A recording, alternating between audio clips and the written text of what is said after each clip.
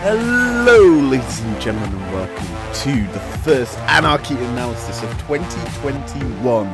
Today we're going to be covering Dignitas taking on FlyQuest in the lock-in tournament. And oh boy, I am really pumped up for this matchup, as the past 3 matches have been very insane. The first 2 mega stomps, and the third one was a bit more competitive between the 2 teams.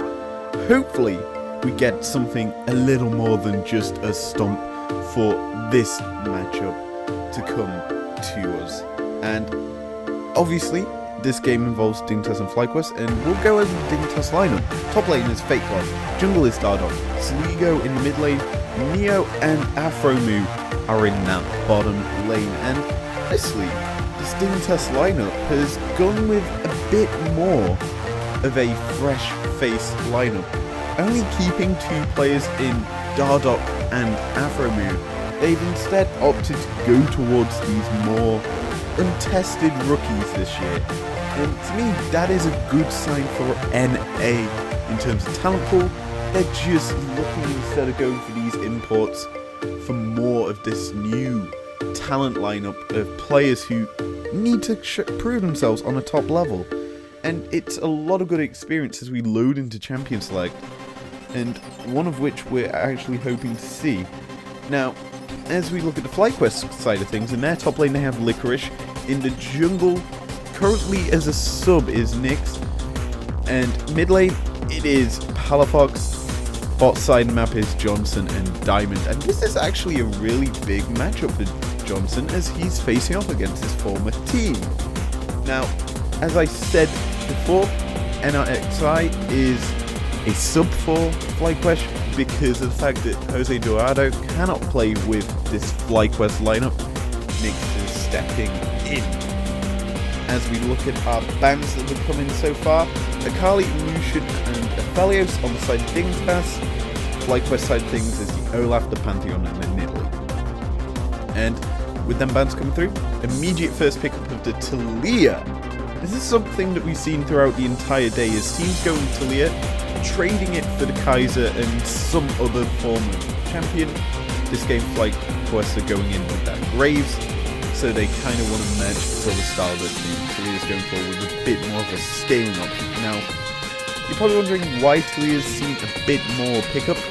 She has a lot of combinations in the current meta, with the likes of the Pantheons, the Rels, the Leonas, basically any engaged champion she pairs up really well. With the Weaver's Wall, she can just block off team fights, allow the carries to be engaged on by your engaged champions, and basically control them up. What's more, she has huge combos with Renekton, a full-fledged combo with the fact that Renekton can just lock people up. Once they're caught in place, Talia can just push them back with the seismic shove and get a bunch of damage. And Talia has a lot of damage, single target damage I might add, with the Qs, with her E being triggered. She does mass amounts of work. Now, as these drafts are coming through to the final parts of stage 1, Samira locked in for the last pick on Dig's side, with Ornn on FlyQuest side. And to me, that's a huge pickup for Dig, is Samira versus Kaiser. I haven't seen too much of this recently, but Kaiser has been going up in priority for people because of the power that she brings.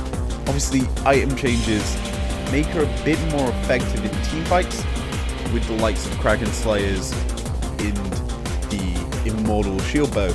She can just tear people apart with mass amounts of health, and not many people are able to deal with her. Same with Samira, really. She gets so much healing with her hit that she's quite hard to kill. She's basically a very aggressive Ezreal, except for the fact that she has an ultimate that has no, in theory, cooldown. You just have to hit the S style on her abilities, and she then just slices and dices her way through a team fight and heals up to a great extent.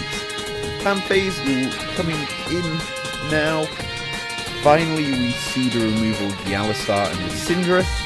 And on the FlyQuest side of things, Galio and TS will take off the board. That does mean that we've got less roam options available for either squad here. And that does tend to lead me to believe we're going to get 2 normal control mages in the mid lane.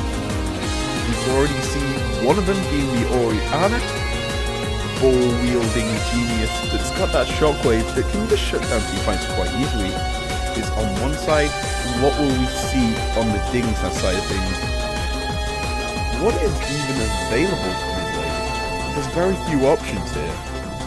And, well, that's going to be that. That's the Yone. Obviously, with the Talia on the Dignitas side of things, they do not actually need a proper AP mid laner. They can go for this Yone, and hopefully we get to see him style on some fools, and that would be huge, especially now that we see the last pickup for FlyQuest being that Rel.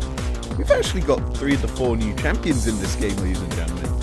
Only one missing is Seraphine, and even then, she doesn't get picked up too much because low health pool, and she isn't that too good, I would say, at being in a game because she doesn't provide enough team fight support. And with enchanters being kind of low priority and these more tankier supports being at the top of the game right now, she doesn't see too much play. But looking at these 2 lineups, Dignitas have a lot of teamfight power. They want to get ahead early and snowball through to the late game. FlyQuest side of things, they're built for teamfighting later on. With Diorn being there, he's going to be able to just provide a lot of power to his team. And with the mythic items coming in as his new masterwork items, that's a huge buff for this FlyQuest lineup. One of which I'm unsure will be matched by this Dignitas squad. So, as we prepare to load into into the game, there's one thing we need to look at, and that is how FlyQuest are actually going to be doing in this game, because we looked at Dignitas briefly before we got into Champions League. Let's have a talk about FlyQuest. So, this squad to me looks very, very good. You've got Licorice, one of the best performing top laners in NA for quite some time now. I'd only say he's rivaled by Sunday or Impact at the moment. And that's going to be quite a hard lane for Fate God to go into for his first LCS matchup. But as the rift comes into our eyes and the fires burn brightly, we've got other good players on this FlyQuest squad. NXI versus Dardoch. This is a huge matchup for both players. Dardoch was a doubtful player for most of his career so far. Every team he's been on, he never realistically lasts longer than a split. This is the first time, I think, for a while, he's been able to stay on the same squad for a consecutive season. And that's a huge bonus for this Dig squad, because Dardoch, he is a phenomenal mechanical player, one of which you can't really rival in the jungle in the current meta. And as such, I'm actually going to be intrigued to see how well he does perform this year with a solid squad built around him, I would say, more than anything. And yeah, that's that. Mid lane, it's another big matchup. Sligo, coming up from the Academy roster for FlyQuest, I do believe, and now playing against his former squad.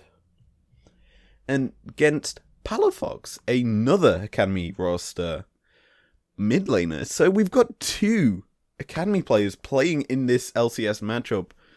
So we've seen this matchup technically before, and I always believed that Palafox got the better of this matchup when he played it, as I do believe he was on the far better squad back then.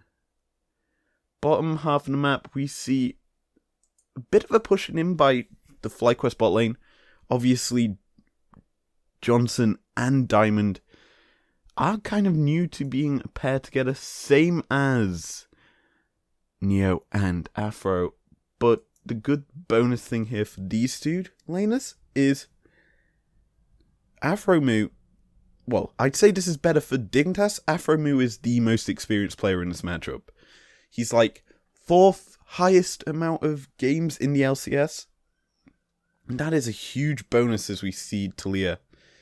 Clearing out 2 camps at once, that is a huge thing to do as well on a Taliyah because of the good single target damage she does. So getting the 2 most easy single target camps down and out early is a huge bonus for this champion. But harking back at the bottom half of the map is, never mind, Saligo just going in very aggressive on his Yone, forcing Ori back towards her turret. Bottom half of the map is a huge place to be in this matchup, and I think there's going to be a lot of focus towards it with Afro being the most experienced player down there. He's going to be able to control and lead this Dignitas lineup like he wants to through the entire season. Bit of counter jungling also coming in from Dardoch, getting a bit of the Krug camp stolen away from NXI. And with that, he's able to just path down to the Rift Scuttle, take that, and normally you would have skipped the Wolf camp and go probably towards your bottom half of the map to get the other Scuttle. But he's playing this smart.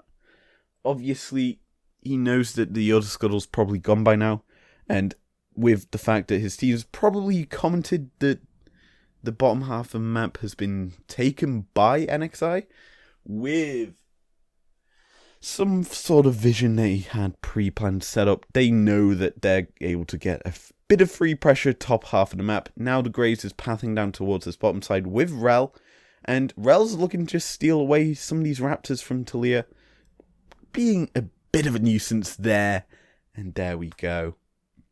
Not really anything stolen away from Dardoch, but he's able to just manage to keep his jungle pathing safe, not being taken extremely low. In fact, he's almost full health, so he's got a pretty easy time jungling.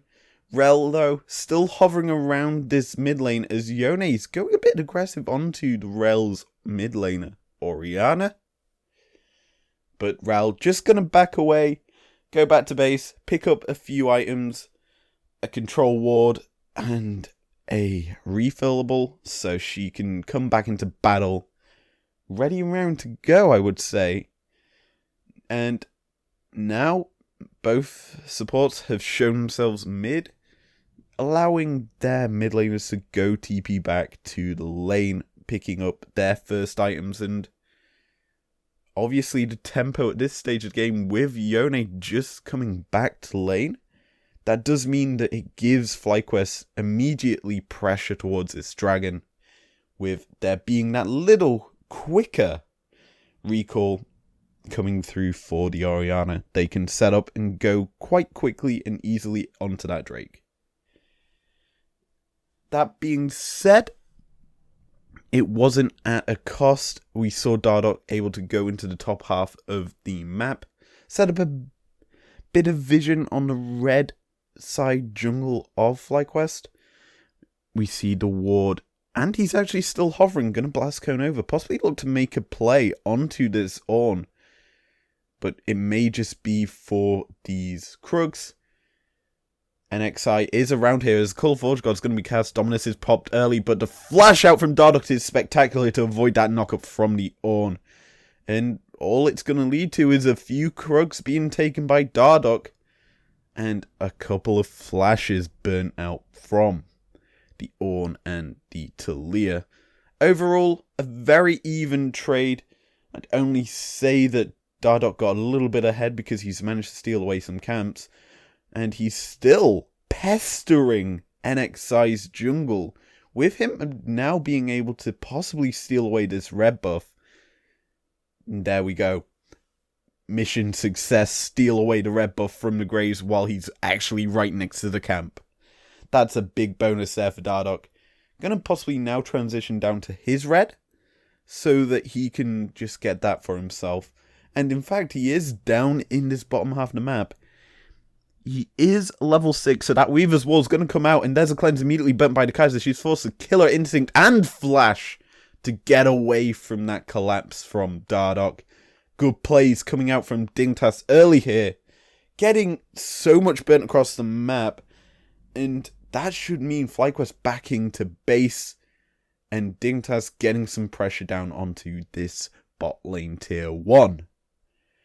Rel, though, still hovering around, so she could cause some issues here. Gonna take away a few minions so that this push from Dig doesn't get fully forced in. But with this second wave coming as well, that's minions hitting that turret, and CS being missed by Johnson. So overall, a huge play from Dig. Nets them both summoners off of the ADC on Fly's side. In return, they burnt, technically, the Flash on their support. But he's got Hex Slash. So Afromood's just going to be fine. He's just going to be Hex Slashing over walls, creating plays that way. And topside, standard trading between top laners. Grasp procs being gained by the sword early is huge. What's even more huge is an early Rift Herald. 9 minutes into the game, it's going to be taken down by Dig. It is, however, in vision of FlyQuest. They know this was happening, but it does not matter. They get this first Herald, and they can look to probably drop this in the bottom half or mid lane in order to get their laners ahead.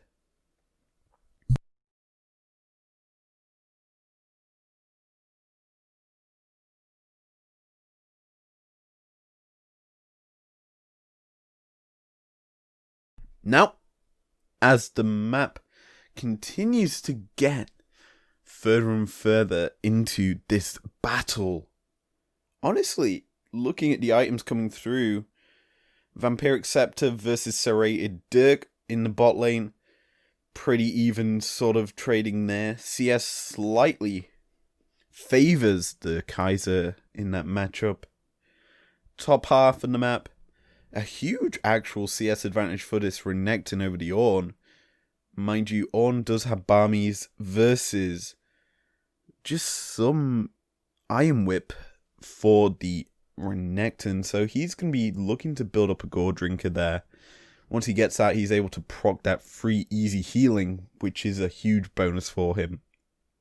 As bot side, possibly could see a play as Graves is coming in. There's Rel jumping forward. There's the ult coming through. And that's a stun immediately locking down this Samira, who's just slicing and dicing through. Rel picks up the first bullet, though. And Samira's managed to trade that off onto the Kaiser. But here's the TPs coming in from Dignitas. This is actually still a 4v4. But Palafox is able to kill off that Talia underneath the turret. Here is Yone. He's looking to pick up some kills in this fight. He's already managed to pick up one. But Rel, you do not stand a chance. Blast Cone is going to be available. Going to be propped. But that does mean the aftershock gets popped also. And Diamond's able to back underneath turret unless Yone looks to dive. Where's the rest of his team? Here comes Fake Guard. And he's coming to put pressure down. Rel is going to be snapped to death. But TPs are coming through. And Ornn, mate, you're a bit too low. Why are you TPing in? You could have got a bit more pressure topside, buddy. In fact, I think he was gonna... Actually, he was taking turrets. He was basically hitting the turret on the top half of the map. He's TP'd down. With turret shots coming with him. Like, come on. You didn't need to TP. You could have got a few more turret plates for yourself. Furthered your advantage in top lane. Or gained a bit of an advantage. Now you're giving away second Drake to Dignitas with a couple of kills going over to him. In fact, 4 kills going over to Dig for the 3 of Fly. So this is still quite even. Just them 2 Drakes being traded by either side. I'd say it's a bit more valuable. The Drake that Dignitas got, Ocean Drake, very powerful in that sense. Now, taking a wider look at what's going on, we see the 2 quivers being picked up by the ADCs. Rel coming down bot side. She could be collapsed on here. Leona's going to come forward. Not going to use the Xerath Blade just yet. With Dardoch also hovering around. There we go. The Xerath Blade's going to land. There's the stun. There's the Solar Flare. And that's just a dead Rel. Diamond, buddy. You just fed yourself to that Samira, who loves a couple of kills in her back pocket right now. Oh boy. What, though, does that mean for Dignitas? What can they get? Well, Rift Herald's going to be dropped that they picked up literally 3 minutes ago. Turret plating is still available, and that's going to be 2 juicy turret plates into the back pocket of this Samira and Dardoch. Meanwhile, top side, Fate God's going to catch out NXI, but has he caught more than he can chew, as that's a collateral damage, and the Yone ult being burnt.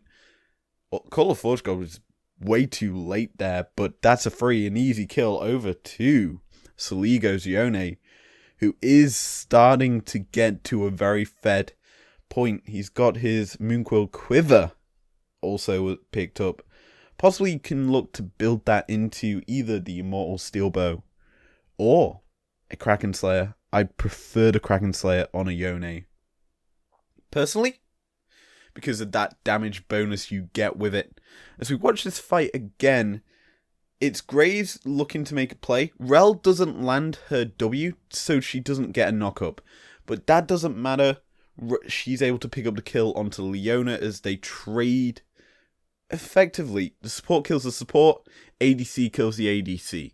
And when there's an ADC discrepancy, the side that has the ADC should win this fight. And we see that once we see Palafox just get absolutely decimated by Fate God there at the end of that fight. And yeah, big team fight win there, I would say, for Dignitas. More importantly, they've been able to pick up 2 more kills after that and start to further their advantage by, I would say, some kind of messed up plays by FlyQuest. Obviously, Diamond being caught out of position, pretty easy kill on him, and then NXI trying to counter jungle, get something back for Diamond losing his life, does lead to basically a free and easy kill on him when Fate God and Soligo come calling. Now, we see a lot of bounties on the side of Dig. Tempo is only gonna get quicker from here, as them items are gonna come in. Renekton picks up second turret of the game for himself. Has possibly got that Gore Drinker in back pocket. Ornn still has not got his mythic item. Going to be probably going towards that Sunfire Cape as topside. Ornn, your mate, you're being pushed back. There's a seismic shove. Going to be forced under his turret, but it is too late. Talia throws them rocks like a BAP! And down he falls. Pretty easy kill there. And a very easy bait nonetheless, as Rel's going to look to engage here onto the Leona. Going to flash to avoid that shockwave. And overall, I would say shockwave for flash is a bit more favourable for Dignitas. You're probably wondering why I'm saying that. Well, Hex Slash, baby! Leonas always carry Hex Slash. Why? Because they want to make an engage. Why is it important to have Hex Slash? You can go over walls and jump into plays, and then pretty easily just Xerath Blade them. Simple, easy work. Now though, because Leona doesn't have her normal flash though, so she can't go ultra aggressive, it does mean that she is forced to give away pressure into this bottom half of the jungle for Dignitas. And as such, we see all 5 members of FlyQuest coming down here for this Cloud Drake spawn.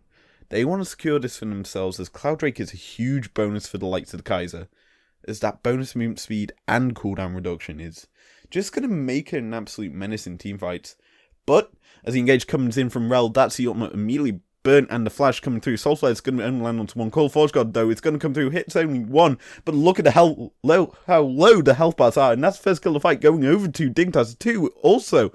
Could it be 3, as Ornn is also forced to run away? Samira is just slicing through, but Renekton picks that one up. And Mountain Drake is on the table for this Dig squad, picking up their second Drake of the game. And you're going to have to start to worry now if your FlyQuest is... Your team fighting squad is just being tore apart by Dig. And we'll probably get to see a replay of that fight. And wow. When we do, I want to watch how these two supports actually engage at what they're realistically doing. Is the engages weren't the best from the supports, in my opinion. Looking at that. Here we go. So, Leona will want to keep her eyes on, but she isn't the target. Talia is the target for this route. She wants to kill her off. Immediate flash out by Dardoch. And then it's just Yone ult just taking the health bars away from the Orianna and the Kaiser immediately in fight. Probably the best Yone ult you could possibly get, because you take away the health bars of the carries. And then what? You've got a few bulky boys in the Ornn and the Rel. They're not going to stop you killing your team. I'll be honest, Rel is low damage. Ornn is an assassin, but he doesn't do too much right now. He isn't at his power spike. His power spike comes in about 3 levels from now, level 14, when he can start upgrading his team's items. That's when he's going to be an absolute menace in fights. So, get to that point in the game is going to be quite hard for FlyQuest, I would say, as Dignitas just have this big snowball right now. 6k gold up, Xerath's Blade is going to land onto this Kaiser, though the shield from Ori is going to say, nah fam, you're not coming out onto my ADC here, and getting away with it. So there we go. We're just getting this game into a very powerful point. Yone putting pressure down onto Ori in this top lane now. Transition from the mid lane up there. Obviously with the first tier 1 falling on Fly's side. Dignitas just get to put a lot more pressure up there. And they're bringing 3 members up. Dardoch counter jungling like a menace. Gonna steal away these Krugs. With Aphromoo hovering. Xerath's Blade not gonna land. Neither is a Soul Flare, but Yone doesn't matter. Weaver's Wall's gonna land and block away the path of escape. And Sligo is on a rampage, ladies and gentlemen. He's just doing so much work. Rift Herald also summoned up top side. That should be the inhibitor falling for Dignitas here. A 20-minute inhib turret fall is huge. What can FlyQuest do to stall it? Nothing. That inhibitor's going to fall. Yone's putting pressure down. Call of Forge God's going to land onto Soligo. But that's just out of range for him to do anything. On those headbutting the wall. Forza flash away. Xerath's Blade's going to chase forward. And that should be a kill for Samira. There we go. Meanwhile, Soligo's trying to slice and dice through the Kaiser's health bar. But instead, that single target Q from Kaiser's just going to basically melt him down, but he's used his E, can just go back to that, and he's safe. And with that, Dignitas could possibly start up this Baron. It's on the table for them. They've just used their Herald to get the inhibitor topside. FlyQuest will probably have to deal with that. And the jungler, where is he for Fly? He is nowhere near the Baron pit. So this is a free and easy Baron for Dig. No contestation anyway. And the Red Bull Baron play starts here. We'll see the backs come through. What items going to be picked up? There's upgraded boots for the Renekton and a null magic mantle pickup. Talia has her Liandry's. Also got some amplifying tomes in the back pocket. Samira's gone back to base with her Eclipse picked up, another Vampiric Scepter, and the, I forget what it's called, the Cutlass. No, is it the Cutlass? I don't remember what it's called, but it's the big gun, the bop gun, that's got a lot of lethality in the build. She's picked that up for herself. She's on 2 full items as well, versus the 1.5 with straight Dirk in the back pocket of the Kaiser. That being said, Kaiser does have the Quicksilver in her back pocket there. same as the Graves, they both want to put a bit more pressure down onto the enemy team in team fights with a lot more damage. But now we are at that point in the game, ladies and gentlemen. Ornn is level 13. He has his Sunfire Aegis in the back pocket. One of the name changes of items that I'm not a big fan of. Because let's be honest, Sunfire Cape's a far better name than Sunfire Aegis. Anyway, Dignitas using the pressure of the Weaver's Wall to block away FlyQuest from this inhib turret. Going to take this down to a below an 1/8 of its health bar. That being said, it's going to fall with the minion power through with that Baron as well. And that does mean there's only one inhib turret left available for Dignitas to just smash. And Fate God's just been hovering around with the Baron minions, killing that off with them pretty easily. Ornn though now stepping forward to put pressure down. But what we have seen is Renekton transitioning to the top half of the map. He's got the minions past the inhib. And they're now crashing onto these Nexus turrets. They are being taken away. Soul Flare is going to be used bottom half of this map as Ori gets slowed, not stunned. And Dig, using the pressure very effectively here.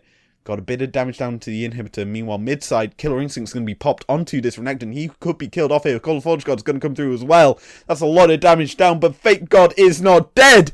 Instead, it's Yone slicing through. He picks up the first kill of the fight onto the Kaiser, and there's no ADC left and available for this Fly squad. And here we go. That's just Dig acing out the FlyQuest lineup, and that should be game here, ladies and gentlemen. They don't even need to take that inhib. They've got minions hitting the turret, and it's only NXI here to stop them. That's going to be the collateral damage, just pop for a bit of pressure down, but it isn't going to do out. That's the Nexus in the sights of Dig, and they pick up their first win of the lockout tournament. Whew. Big plays from this Dig squad. A squad many feel could be an underdog in this upcoming LCS season. Against the squad that people rated so highly, FlyQuest. Granted, they're playing with subs, but it's a squad people thought could do a lot of work this year. Now, this is technically a proving grounds tournament. More than anything, all it is a bit of cash at the end. It doesn't affect the regular season like the LCS does, where you get points for Worlds. This is just a showcase of talent. Now, players may not try as hard in this, and considering this is technically the first pro game for both squads, you've got to have a lot of hype for Dig now. Sligo showing up huge for this Dignitas lineup on his Yone. I don't think he'll get his Yone anymore in this tournament. That's for damn sure. But it was a very strong performance from Dig. In control, I would say, from the beginning of the game. Granted, they did give out first blood. That's the only thing they didn't get right in this game, was FlyQuest got first blood. That's it. But team fighting, immediately bursting out Johnson in pretty much every fight. And you have to say that's Saligo doing a lot of the work, because he just targeted that Kaiser from minute one. And you also could say the same for Neo, who also did the same in that first team fight in the start of the game. He just went for Kaiser, killed her while his support died to the other support. That's fine. He just went bop straight through the enemy team, and Dignitas was just able to snowball through to the end of the game in a very easy fashion. Anyway, that's going to be it for this Anarchy Analysis matchup. The first one of 2021. I almost thought it was 2020 still. Oh boy, we don't want to go back there. That's going to be it for this. If you enjoyed it, leave a like down below. Subscribe if you're new around here if you want to. And I will see you guys for an actual teamfight breakdown in the very near future. See you guys then.